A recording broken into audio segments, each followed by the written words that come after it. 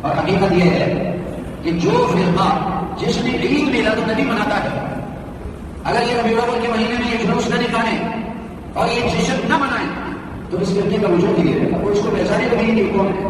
یہ دوسرا درود شریف پڑھا، نبی کریم صلی اللہ علیہ وسلم نے فرمایا ایھا المصلی ادعو تجب، اے نماز پڑھنے والے اب تو جو دعا مانگے قبول ہوگی۔ تم نے درود شریف پڑھا۔ سامعین گرامی حضرات، سورۃ الاحزاب کی ایک آیت کی تلاوت آپ کے سامنے کی ہے۔ آج 12 ربیع الاول 1443 ہجری کا دن ہے۔ نبی کریم صلی اللہ علیہ وسلم کی ولادت ربیع الاول کے مہینے میں ہوئی، لیکن کون سی تاریخ کو ہوئی اس میں علماء کا اختلاف ہے۔ یہ بات یقینی نہیں کہ رسول اللہ صلی اللہ علیہ وسلم کی ولادت 12 ربیع الاول کو ہوئی۔ 8 ربیع الاول کا بھی قول ہے، 2 ربیع الاول کا بھی قول ہے، اور اس میں کوئی شک نہیں کہ تاریخ انسانی میں، اس کائنات کی پوری تاریخ میں نبی کریم صلی اللہ علیہ وسلم کی ولادت باسعادت کی جو نعمت ہے، اس سے بڑی کوئی اور نعمت نہیں۔ اور جو نبی کریم صلی اللہ علیہ وسلم کی ولادت پر خوش نہیں ہوتا وہ مسلمان نہیں۔ لیکن نبی کریم صلی اللہ علیہ وسلم کو اللہ نے کس مقصد کے لیے بھیجا، اس مقصد کو آج مسلمانوں نے اسے خوش ڈال دیا۔ آپ صلی اللہ علیہ وسلم کی بعثت کا مقصد تو یہ تھا کہ نبی کریم صلی اللہ علیہ وسلم جو دین لے کر آئے ہم اس دین کو اپنا لیں، جو اللہ کے احکامات آپ نے بیان فرمائے ہم ان احکامات کو بجا لائیں، جو نبی کریم صلی اللہ علیہ وسلم کی سنتیں ہیں ان سنتوں کو اپنی زندگی میں لائیں۔ یہ ہے مقصد، لیکن اس مقصد کو کشے کش ڈال دیا اور منانے میں مسلمانوں کو مشغول رکھا۔ اور حقیقت یہ ہے کہ جو فرقہ جس نے عید میلاد النبی مناتا ہے، اگر یہ ربیع الاول کے مہینے میں یہ جلوس نہ نکالیں اور یہ جشن نہ منائیں تو اس فرقے کا وجود نہیں رہے گا، وہ اس کو پہچانے لگیں گے کہ کون ہے۔ یہ تو اسی جلوس سے زندہ ہے۔ جیسے شیعہ فرقہ اگر محرم کے دنوں میں جلوس نہ نکالے تو بالکل ختم ہو جائے گا، جس طرح شیعہ فرقہ اپنے آپ کو زندہ رکھنے کے لیے، اپنے آپ کو باقی رکھنے کے لیے محرم کے مہینے میں جلوس نکالتے ہیں، تو بالکل اسی طرح اپنے بدعت اپنے آپ کو باقی اور زندہ رکھنے کے لیے، اور اس میں کیا خرافات ہوتی ہے۔ رات کو طارق روڈ پہ کوئی اہم ملاقات تھی اور انہوں نے گاڑی بھیجی، 7 بجے گاڑی چلی طارق روڈ سے اور 10 بجے یہاں پہنچی۔ کیا ہو رہا ہے؟ جگہ جگہ لوگ کھڑے ہیں اور نعرے لگا رہے ہیں اور موسیقی لگی ہوئی ہے اور ناچ بھی رہے ہیں۔ تو میں یہاں سے وہاں گیا، 3 گھنٹے گاڑی نے لگائے وہاں سے اور ادھر سے 1.5 گھنٹہ لگایا یہاں سے طارق روڈ۔ تو اس طرح پوری انسانیت کو تکلیف میں رکھا ہوا ہے، اذیت میں رکھا ہوا ہے۔ اور کعبۃ اللہ خانہ کعبہ کی ماڈل بنائے ہوئے ہیں، اس کا طواف کر رہے ہیں، روضہ مبارک کے ماڈل بنائے ہوئے ہیں، اس کو سلام کر رہے ہیں۔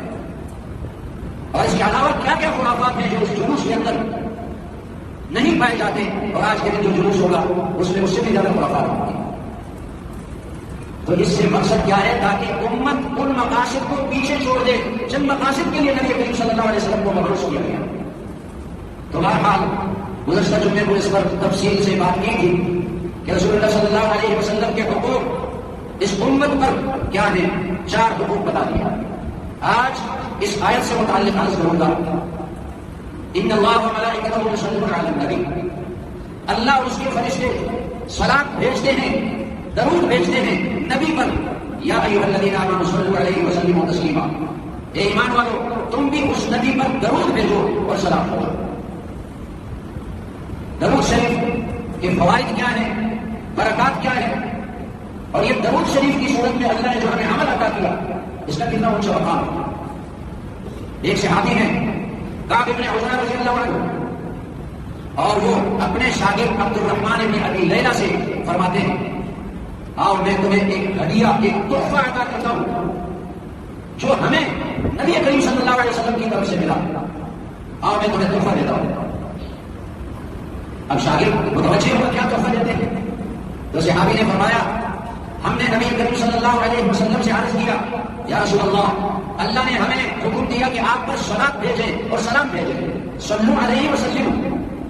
یہ سلام کا طریقہ تو ہمیں آپ نے بتا دیا کہ تشہد میں ہم پڑھتے ہیں السلام علیکم ایھا النبی، لیکن آپ پر صلات کیسے بھیجیں، اس کا کیا طریقہ ہے؟ تو نبی کریم صلی اللہ علیہ وسلم نے فرمایا قولوا اللهم صل علی محمد وعلی آل محمد. وہ درود شریف بتایا جو نماز میں آپ پڑھتے ہیں.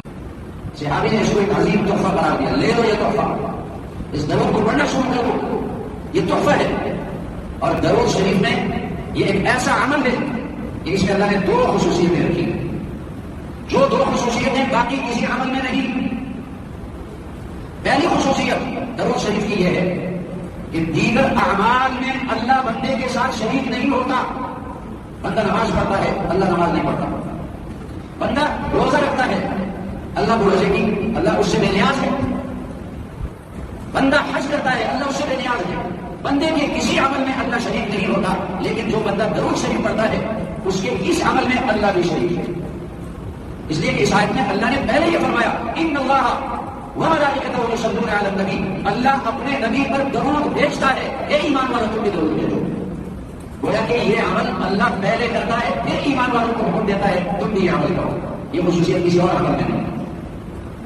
اور دوسری خصوصیت، بندہ جو بھی عمل کرتا ہے کسی بندے کو یہ یقینی طور پر معلوم نہیں ہوتا کہ میرا عمل قبول ہو چکا یا نہیں.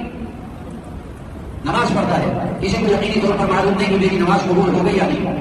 اسی لیے تو نماز کے بعد اور دیگر اعمال کے بعد دعا مانگی جاتی ہے ربنا تقبل منا انک انت السمیع العلیم. اے پروردگار میرا یہ عمل قبول فرما. حج کرے تو حج کے بعد بھی دعا مانگتا ہے اللہ اس کو قبول فرما. نماز پڑھتا ہے اس کے بعد دعا مانگتا ہے اللہ میری نماز کو قبول فرما. لیکن درود شریف ایسا عمل ہے جس کا قبول ہونا یقینی ہے، کیونکہ اللہ نے پہلے سے خبر دی تم درود پڑھو گے اللہ اپنے نبی پہ درود بھیجتا ہے. اس کے قبول ہونے میں کوئی شک نہیں. جو درود شریف پڑھتا ہے اس عمل کے قبول ہونے میں کوئی شک نہیں، یقیناً قبول ہوتا ہے. اور خود کیا قبول ہوتا ہے، یہ درود شریف اپنے ساتھ دعا کو بھی قبول کرا دیتا ہے. ایک حدیث میں ہے نبی کریم صلی اللہ علیہ وسلم تشریف فرما تھے.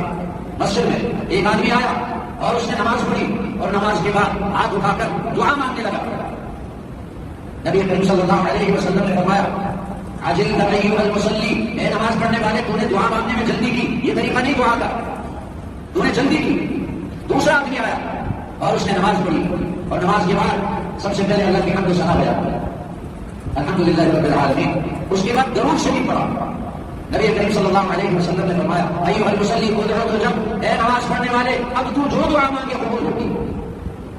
تم نے درود شریف پڑھا. اس لیے اگر دعا سے پہلے درود شریف پڑھا جائے اور دعا کے آخر میں درود شریف پڑھا جائے تو اللہ درود کو رد نہیں کرتا، درود کی وجہ سے اللہ اس دعا کو بھی قبول فرما لیتا ہے. یہ ایسا عمل ہے جس کے قبول ہونے میں کوئی شک نہیں. اور یہ ایسا عمل ہے کہ اس پر آخرت میں جو کچھ ملے گا وہ الگ ہے، نقد انعام اس پر ملتا ہے. درود شریف پڑھنے پر نقد دنیا میں انعام ملتا ہے. نبی کریم صلی اللہ علیہ وسلم نے فرمایا من صلی علیہ مرة صلی اللہ علیہ بها 10 صلوات وحطت عنہ 10 سیئات ورفعت له 10 درجات. جو ایک دفعہ درود شریف پڑھے گا اس کے 10 گناہ معاف ہوں گے، 10 درجے بلند ہوں گے اور 10 مرتبہ اللہ اس پہ درود بھیجے گا. اللہ کی طرف سے بندے پر درود یہ ہے کہ اللہ اپنی رحمتیں نازل کرے. 10 رحمتیں، 10 گناہ معاف، 10 درجے بلند.